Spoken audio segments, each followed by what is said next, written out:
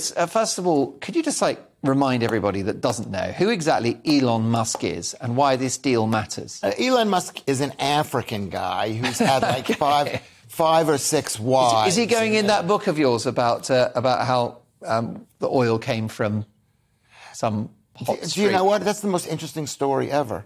And I just touched on it because I know there's some people out there who are going to be listening. Oh, you're right. He's South African. Yeah, he is South African. Good point. He's South African. He moved to Canada. He's brilliant. He used to be fat like me, or fat like you as well, and he lost all this weight just like us. And how did he do it? Amazing.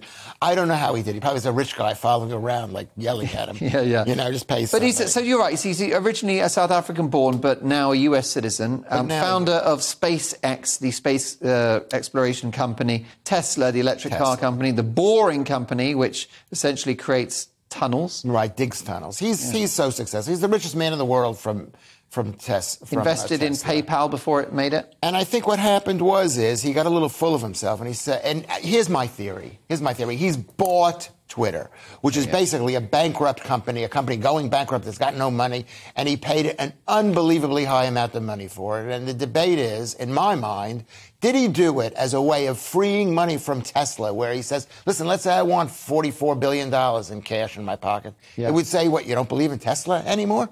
Right? And the Tesla stock would crash.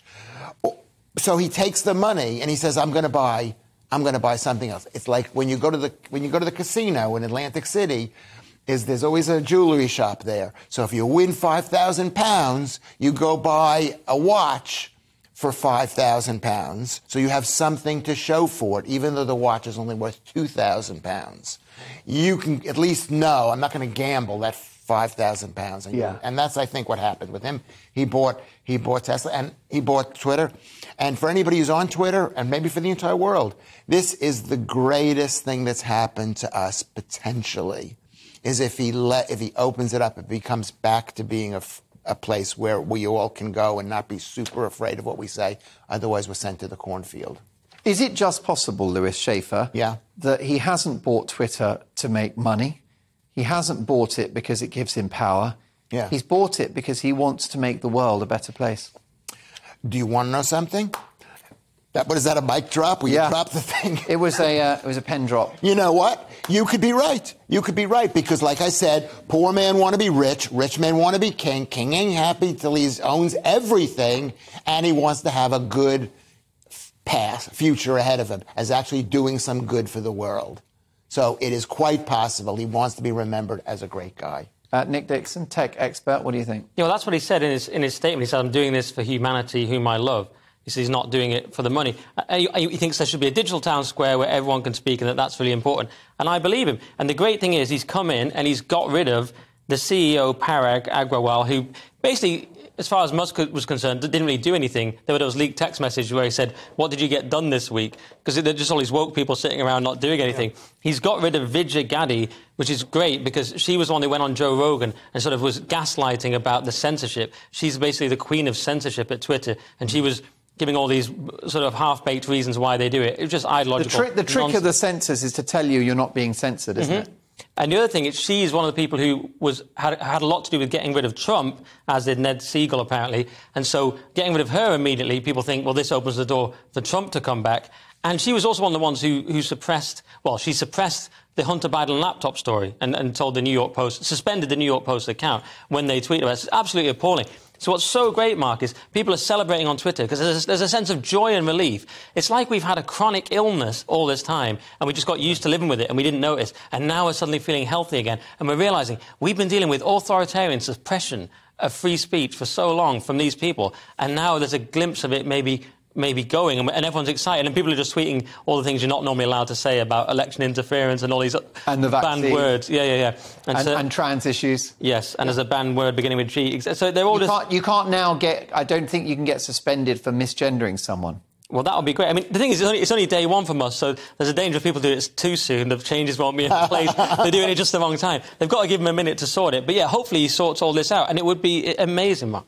Is there a danger that it could go the other way and that some truly dark negative people suddenly have a platform again. No, because he's been very clear on that. He said it can't be this crazy free-for-all where just anything happens. We have the laws. We want it to be balanced. He wants it to be not extremist. He just wants it to be normal free speech, as they have in America with the First Amendment. And it just to be... He just doesn't want one side to be banned for just any arbitrary reason. Especially if you look at somebody like Alex Berenson. Right. So this is an investigative journalist who was banned, who received a life ban from Twitter because of his tweets about the COVID vaccine.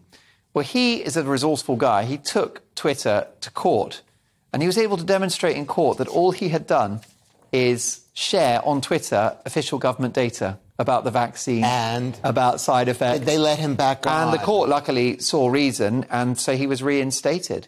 And he became the most powerful man on Twitter, because at that point he could tweet anything, and he could just say, he could nearly troll Twitter saying, I know you won't like this tweet, but we can go back to court if you want. So could this be, Nick Dixon, the beginning of a sea change in free speech across the West? Could it feed through into corporations and other social media platforms and the media? I think it could, Mark. I don't want to be too optimistic, but I think we're starting to win on many levels. I even see in this country Rishi Sunak doing things about sex education, getting rid of like mermaids and things from sex education. I see a number of things where people are saying we've had enough. And with Musk doing this, I think it's the next... I think we're fighting back in the culture war, Mark, and we're actually starting to win. Did you see Sunak was going to enforce the primacy of biology over gender as well? Yeah, exactly. Which would be a game-changing piece of legislation. Exactly. And I see... Go on. Can I be a bit contrarian? Well, that's your whole life. And say, where do we start? And say, this is, for people like us, it's a bit too good to be true. People like us, what are we? People like us What am I, chopped liver? Yeah, people who want to say I'm chopped liver. And people who you would never force me to say you're chopped liver. No. But you might... What do you mean? No, explain your intervention. It's too good to be true that he's bought this thing. We're putting too many eggs in one basket. OK, all right. And he's got the basket. Well, look, he is definitely the proprietor of that basket. Let's move on now.